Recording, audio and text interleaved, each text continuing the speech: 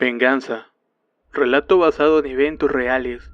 Crónica de Fernando Menchaca y adaptado por Eduardo Liñán. El esposo de Apolonia Rodríguez, Pola, había muerto en un accidente durante una cosecha de caña en una región cercana a Rayón, en San Luis Potosí. Tras su muerte dejó desamparada a Pola y a su hija de 13 años, la cual se llamaba Alicia. Poco a poco comenzaron a vender todas las cosas para sobrevivir, y en la desesperación se salieron de su casa para buscar trabajo, muy lejos de su pueblo. Una vecina le había recomendado que fuera a trabajar a un paradero de camiones, a un lado de la carretera a Río Verde.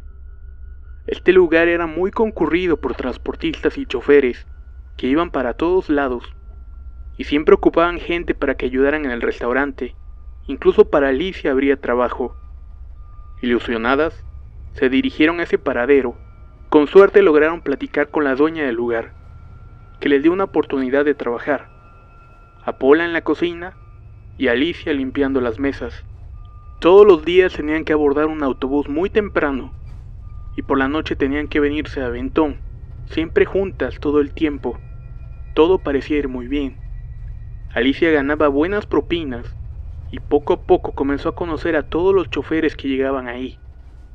Ella era muy bonita, tenía una belleza muy particular, y un cuerpo que le hacía ver que era mucho más grande de edad. Eso llamaba mucho la atención de los camioneros, y de las personas que llegaban al lugar. Le traía amistades y buenas propinas, incluso regalos que aceptaba a escondidas de su mamá. Pola, sin embargo, se comenzó a preocuparse mucho por ella, ya que la veía constantemente platicando y vacilando con un chofer en particular, Emilio García, un trailero que iba y venía por todo el estado, y en ese momento tenía una ruta que le permitía llegar ahí, para parar a comer y bañarse.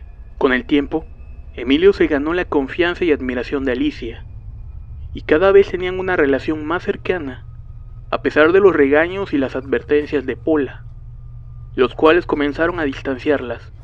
Ella tenía un comportamiento rebelde hacia su mamá. La trataba con prepotencia y de una forma muy altanera. «Yo soy una mujer», constantemente le decía a Pola, y su forma de ser y vestirse cambió, quizás para agradarle más a los traileros y conseguir lo que más anhelaba. Quería salir de ahí, quería conocer el mundo. Con el tiempo, Alicia comenzó a verse a escondidas con el trailero, el cual intentaba llevársela a su camión. Nunca pudo hacerlo. La jovencita era muy lista y siempre se negó a irse con él, pero le gustaban los regalos y las palabras dulces que le decía Emilio. Eso la llevó a verse con más frecuencia detrás de los baños, en donde se besaban apasionadamente, cosa que aprovechaba Emilio para hacerla caer en sus engaños. La gente se comenzó a dar cuenta de esa relación impropia, pero se callaban para no meterse en problemas. Todo el mundo sabía esto, menos Pola. Cierta tarde que terminó el turno de Alicia, le pidió permiso a su mamá de irse con unas amigas a Río Verde a una fiesta. Pola no se negó, pero le advirtió que llegara temprano, para que pasara por ella e irse a su casa. Así quedaron. Sin embargo, llegó la noche y Alicia no apareció. Pola la esperó por horas hasta la entrada de la noche, pero nunca arribó. Con coraje y preocupación, se regresó a su casa, esperando verla ya. Se quedó despierta esperándola. Pasaron las horas y nunca llegó. Por la mañana, Pola se dispuso a ir a trabajar y tenía la seguridad de que la vería en el restaurante. Se imaginaba la paliza que le iba a dar. Llegó al trabajo y se enteró que Alicia no había llegado a trabajar. Eso la puso en alerta. Pensando en lo peor, comenzó su búsqueda frenética en los alrededores, preguntando entre los traileros y los despachadores de gasolina si no habían visto a su hija, pero nadie sabía nada. No la habían visto desde ayer. Preguntó con las amigas con las que habitualmente salía y le confirmaron que no la habían visto. Eso la llenó de mucha angustia. Fueron días de calvario para la señora, en las que no pudo dormir, esperando ver a su hija, o saber al menos que estaba bien. Una tarde llegó un trailero, llamado Fermín Vallarta. Pidió de comer y comenzó a platicar con otros acerca de Emilio García. Él afirmaba haberlo visto levantar a una jovencita en los paraderos. Se le hizo conocida, y cuando vio pasar el Killenburg de Emilio, pudo notar que la jovencita iba muy acaramelada con el sujeto. Se parecía mucho a la chamaca que andaba buscando. Se me hace que ya se la echó y la dejó por ahí botada, dijo en un tono de burla. Pola, en cuanto escuchó esta conversación, con el alma en un hilo y casi histérica, le cuestionó a Fermín dónde la había visto. El hombre solo le dijo eso. Pola, en un arranque de ira, sale con un cuchillo en manos para buscar a Emilio, pero nunca lo encontró. Supo que tenía días de no pararse por ahí. Habló a la compañía transportista para saber sobre su ruta, pero no le dijeron nada. Solo sabían que su rumbo había cambiado el día siguiente de que Alicia desapareció. Los días pasaron, la búsqueda continuaba, y Pola decidió ir entonces a un pueblo para denunciar la desaparición de Alicia. Ya había ido a todos los alrededores, pegando panfletos. Al llegar a la comandancia, quiso poner una copia con los datos y retrato de su hija en el muro. Cuando la agente del Ministerio Público le preguntó que quién era la niña, Pola respondió que era su hija, la cual tenía días desaparecida, a lo que el hombre le hizo una triste revelación. Habían encontrado a esa jovencita días antes. Estaba muerta. Su cuerpo fue hallado por unos jornaleros a un lado de la carretera Río Verde, muy cerca del entronque a Cerrito. Después de escuchar la noticia, Pola lanzó un grito de dolor y comenzó a llorar desgarradoramente. Quiso volverse loca y morir en ese instante. Para incrementar su pena, el agente le pidió que identificara el cuerpo de su hija, ya que había sido enterrada en una fosa común. Pola no lo soportó y se desmayó ante la mirada estupefacta de los presentes. Al reaccionar, estaba tendida en una banca de madera. Nadie se ocupó de ella. Su estado era de shock. Temblaba.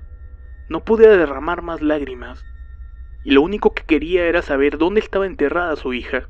El agente se acercó y le dijo sin ningún tacto que tenía que reconocer a su hija, que si deseaba trasladarla a otro cementerio, tendría que hacer un trámite y cosas que Pola no entendía.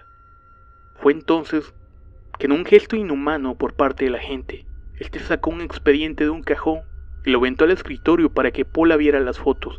Fue repugnante y horroroso el estado en que encontraron a la joven. Su cuerpo estaba desnudo, lleno de heridas. Sus pequeños senos habían sido arrancados prácticamente a mordidas. Su parte íntima lacerada y ensangrentada. La sangre salía de ella haciendo un pequeño charco entre las piernas. Había sido estrangulada, ya que tenía una gran mancha morada en todo el cuello. Su rostro estaba inexpresivo, con los ojos saltados y la boca entreabierta, hinchado por golpes y cubierta de sangre. En todo el cuerpo tenía moretones y raspones. Había sido brutalmente violada y asesinada. El rostro perturbado y tembloroso de Pola no daba crédito a lo que estaba viendo. Tan solo asintió con la cabeza cuando la gente le preguntó que si era su hija. Pola no desenterró el cadáver de Alicia. Le pusieron muchas trabas para poder hacerlo. Logró poner un nicho con una cruz en el lugar donde la habían hallado. Renunció al trabajo y nunca más la volvieron a ver por el lugar. Todos los camioneros conocían el caso de Pola y Alicia. Nunca se comprobó que Emilio fuera el asesino, pero todos especulaban que sí. La historia paranormal comienza con un rumor, con el que llegó un camionero que transportaba naranjas. Serían como las 11 de la noche cuando arribó al paradero, completamente pálido y sudando a chorros. Su rostro reflejaba espanto y desesperación. «Señora, ¿tiene algo fuerte de tomar?», le dijo a la mujer que atendía la barra. Enseguida sacó una botella de aguardiente y se la dio al chofer. La abrió y le dio un gran trago. Se sentó en una de las mesas y comenzó a calmarse. Uno de los choferes, intrigado, fue a ver qué le sucedía. Fue entonces que le contó una rara y escalofriante historia. Él decía que venía de Río Verde por la Libre, cuando en un tramo de la carretera cerca de Cerrito, vio pasar a una jovencita por un lado del camino. No era común ver pasar a personas por ahí, entonces le echó las luces, lo cual hizo que volteara. Cuando lo hizo, vio con horror que aquello no tenía rostro. Era una cabeza sin facciones, sin ojos, sin boca, sobre un cuerpo difuminado y blanco. Al pasar más de cerca, vio cómo aquello se evaporaba, dejando tras de sí una masa de humo blanco que se dispersó por la carretera, desapareciendo completamente. Un fantasma, alegó otro camionero que estaba ahí. Era común, a veces podías ver esas apariciones en las carreteras. Seguramente hubo un muertito en ese rumbo, y por eso se aparece su alma en pena, aseveró otro trailero que estaba tratando de calmar al hombre, el cual, aún alterado, salió y se encerró en su camión hasta la mañana siguiente. Días después, se supo que la aparición era recurrente. Durante una semana, varios traileros que llegaban a merendar reportaban haber visto el fantasma de una niña. La descripción era la misma: una mujercita de blanco, sin rostro y sin piernas, que flotaba a la orilla de la carretera, que en ocasiones se asomaba por la ventanilla para ver al conductor y luego desaparecía. Eso a veces ocasionaba el terror en los choferes, que intentaban deshacerse de eso. Muchos pasaban a una gran velocidad por ahí sin detenerse, y aún así sentían que la aparición estaba cerca de ellos. Una tarde de sábado, estaban reunidos varios compañeros choferes, tenían una parrillada y bebieron hasta el atardecer. En el calor de las caguamas, comenzaron a platicar acerca de aquel fantasma, y lanzaron un reto: ir al lugar y caminar por ahí, esperando ver la aparición. Todos envalentonados aceptaron ir, abordaron la camioneta de redilas de otro y salieron con cervezas en mano a aquel lugar. Manejaron por un buen rato hasta llegar al entronque que llevaba a Cerrito. Unos kilómetros después vieron el lugar donde supuestamente se aparecía el fantasma. Caminaron alegres por entre la arbolada que había a un lado de la carretera, y pudieron observar que en efecto había una cruz con una veladora de alguien que seguramente se había muerto en ese lugar. Para despejar dudas, se acercaron a ver de quién se trataba, y para su sorpresa, vieron el nombre grabado en la cruz: Alicia López Rodríguez. Ataron cabos y dedujeron que se trataba de la jovencita violada y muerta semanas atrás. Su cuerpo fue hallado en ese lugar, y al culpable nunca lo agarraron. Decidieron mejor irse, todos, a excepción de uno. Abordaron la camioneta mientras que él se quedó. Comenzó a orinar por un lado del nicho de la difunta, burlándose en todo momento de tal acción. Cuando intentó regresar, sintió unas manos frías que lo agarraron de los pies y cayó golpeándose con las piedras.